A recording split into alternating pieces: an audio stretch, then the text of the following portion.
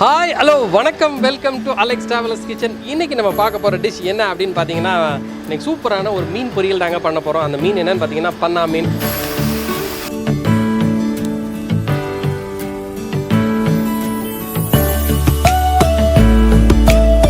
அதாவது எங்களோட வில்லேஜ் சைடில் குளத்துலையும் ஆற்றுலையும் கிடைக்கிறது ஒரு முக்கியமான ஒரு மீன் என்னென்னு பார்த்தீங்கன்னா பன்னா மீன். இது வந்து ரொம்ப சீப்பாகவும் இருக்கும், நல்ல டேஸ்ட்டாகவும் இருக்கும், முள் இருக்கும், பட் ரொம்ப ரொம்ப நல்லாயிருக்கும். அந்த மீனை வந்து என்னோடய ஸ்டைலில் இன்றைக்கி நான் மீனை பொரிக்க போகிறேன். நான் வந்து ஒரு மசாலாலாம் பெரிய பெரிய மசாலாலாம் போட்டு நம்ம ஊர்லாம் பார்த்திங்கன்னா அப்படியே சோப்பு கலரில் மீனை பொரிச்சு எடுப்பாங்க இல்லையா, அது மாதிரிலாம் இருக்காதுங்க. இது வந்து சம்திங் டிஃப்ரெண்ட்டாக இருக்கும். ஆனால் நம்ம ஊரில் கிடைக்கிற இந்த இன்க்ரீடியன்ஸை வச்சு தான் இன்றைக்கி நம்ம பண்ண போகிறோம். ஸோ இன்றைக்கி நம்ம பண்ண போகிற டிஷ் வந்து பார்த்திங்கன்னா பன்னா மீன் பொரியல். அது வந்து ஒரு புளிப்போட வத்தலை வச்சு பூண்டை வச்சு இது வந்து ஒரு மசாலாவை ரெடி பண்ணி ஒரு எலுமிச்சம்பழம் புளி இதெல்லாம் போட்டு சூப்பரான ஒரு சாஸ் ரெடி பண்ணி இந்த மீனை பொரிக்க போகிறோம். அந்த குக்கிங் ஸ்டார்ட் பண்ணதுக்கு முன்னாடி அதுக்கு தேவையான பொருள் என்னென்னங்கிறத அப்படியே பாட்டு வந்துடலாம்.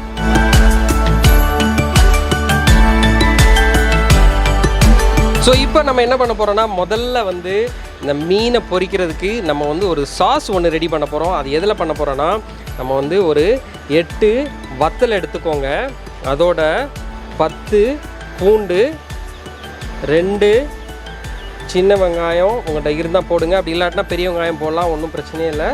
சின்ன வெங்காயமும் பெரிய வெங்காயம் சேர்த்துது. இதில் கொத்தமல்லியை வந்து நான் தண்டாக எடுத்திருக்கேன். இதை தான் மெயினாக நம்ம போடணும்.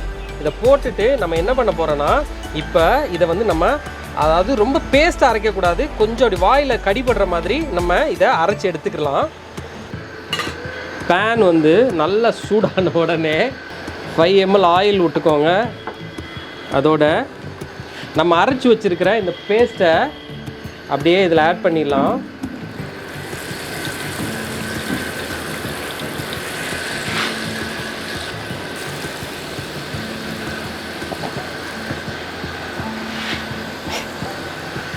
இதை அப்படியே ஸ்லோ ஃபயரில் அப்படியே குக் பண்ணிக்கலாம். இந்த பச்சை வாடை போகிற வரைக்கும் நம்ம அதை குக் பண்ணி எடுத்துக்கணும்.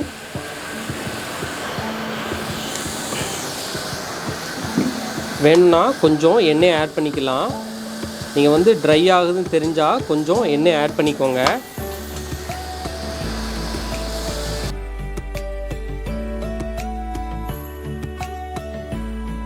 ஸோ இப்போ நம்ம என்ன பண்ண போகிறோன்னா, இந்த நம்மளுடைய பச்சை வாடை வந்து இந்த நம்ம அரைச்ச அந்த வத்தல், பூண்டு, வெங்காயம், கொத்தமல்லி இதோட வாசனை போன பிறகு நம்ம என்ன பண்ண போகிறோன்னா, 2 டேபிள் ஸ்பூன் வந்து ப்ரௌன் சுகர் ஆட் பண்ணிக்கோங்க. அதாவது நாட்டு சர்க்கரை 2 டேபிள் ஸ்பூனு,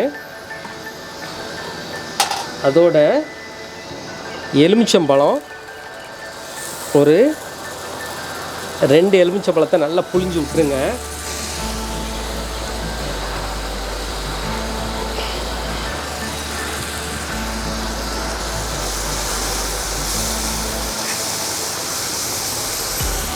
எப்போவுமே குக் பண்ணும்போது ஸ்லோ ஃபயரில் குக் பண்ணணும். ஹை ஃப்ளேமில் குக் பண்ணிங்கன்னா என்ன ஆகும்னா கரு ஆரம்பிச்சிரும்.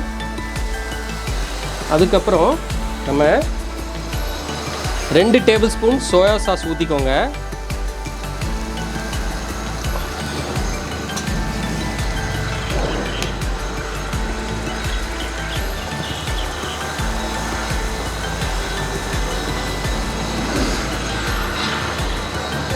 இப்போது இந்த புளியை வந்து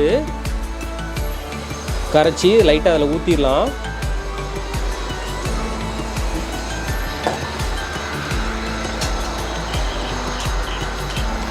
இது அப்படியே ஒரு 2 to 3 மினிட்ஸ் அப்படியே குக் பண்ணி எடுத்துக்கோங்க. இப்போது லைட்டாக கொஞ்சம் தேவையான அளவு உப்பை சேர்த்துக்கலாம். அதோட கடைசியில் என்ன பண்ண போகிறோன்னா, இன்னொரு 1 டேபிள் ஸ்பூன் வந்து ப்ரௌன் சுகரை கடைசியில் ஆட் பண்ணிவிட்டு அப்படியே மிக்ஸ் பண்ணிக்கோங்க.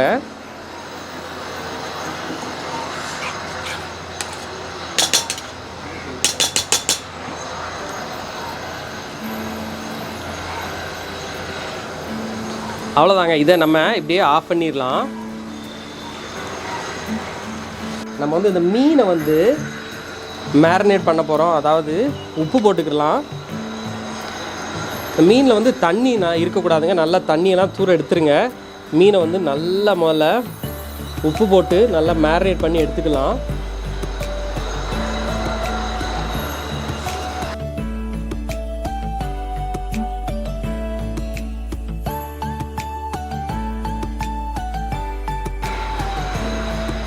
இப்போ என்ன பண்ணோம்னா நம்மகிட்ட லைம் இருந்துச்சுன்னா லைமை புழிஞ்சு விடுங்க.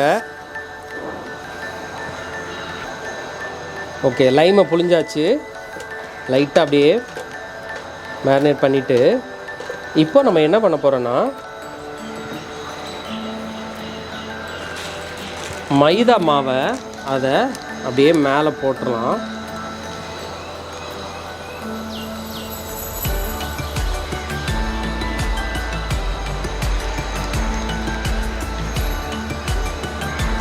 அதே மாதிரி மைதா மாவை இந்த சைடும் மேரினேட் பண்ணிக்கோங்க.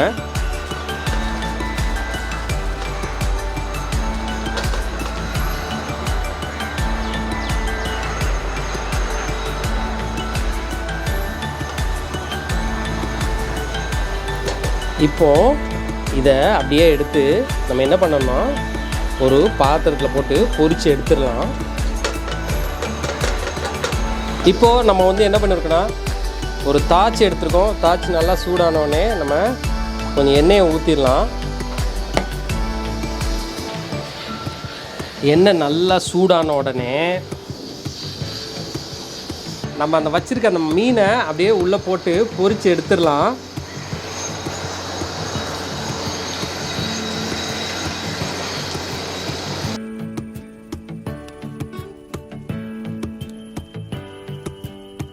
இந்த மீனை அப்படியே திருப்பிடலாம்.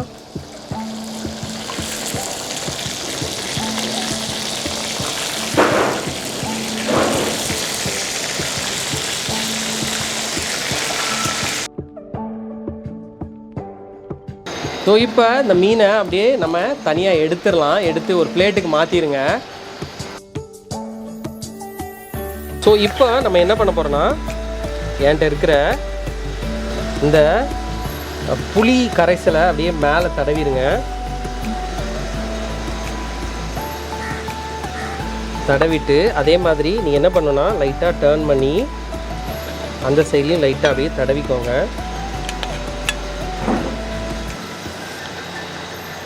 நீங்கள் வந்து ப்ரஷ் இருந்துச்சுன்னு வச்சுக்கோங்களேன், நீங்கள் லைட்டாக அப்படி ப்ரஷ்ஷை போட்டீங்கனாலும் சூப்பராக இருக்குங்க. அதோட நம்ம என்ன பண்ணோன்னா நம்மகிட்ட இருக்கிற கொத்தமல்லியை அப்படியே மேலே போட்டுடலாம். அதோட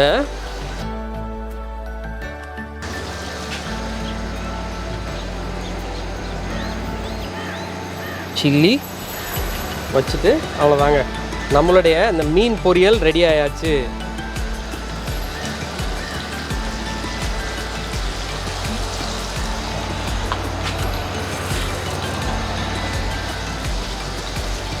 ஸோ இப்போ பாருங்கள், நம்மளுடைய அந்த மீன் பொரியல் ஒரு டிஃப்ரெண்ட்டான ஸ்டைலில் பண்ணியிருக்கோங்க. நம்ம ஊரில் நார்மலாக என்ன பார்த்தீங்கன்னா ஒரு மசாலா, அதாவது இப்போ வத்தப்பொடி, மஞ்சள் பொடி, கொத்தமல்லி பொடி, ஜீரோ பொடி இதெல்லாம் போட்டு நல்லா மொறுன்னு ஒவ்வொரு டிஃப்ரெண்ட் ஸ்டைலில் பண்ணுவோம். ஆனால் இது வந்து கொஞ்சம் டிஃப்ரெண்ட்டாக நான் பண்ணியிருக்கேன்.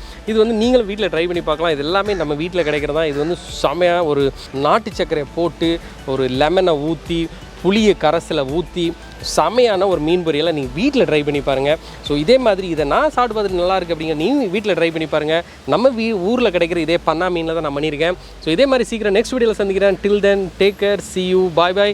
ஷேர் பண்ணுங்கள், சப்ஸ்கிரைப் பண்ணுங்கள். Please stay at home. Take care, see you, bye bye.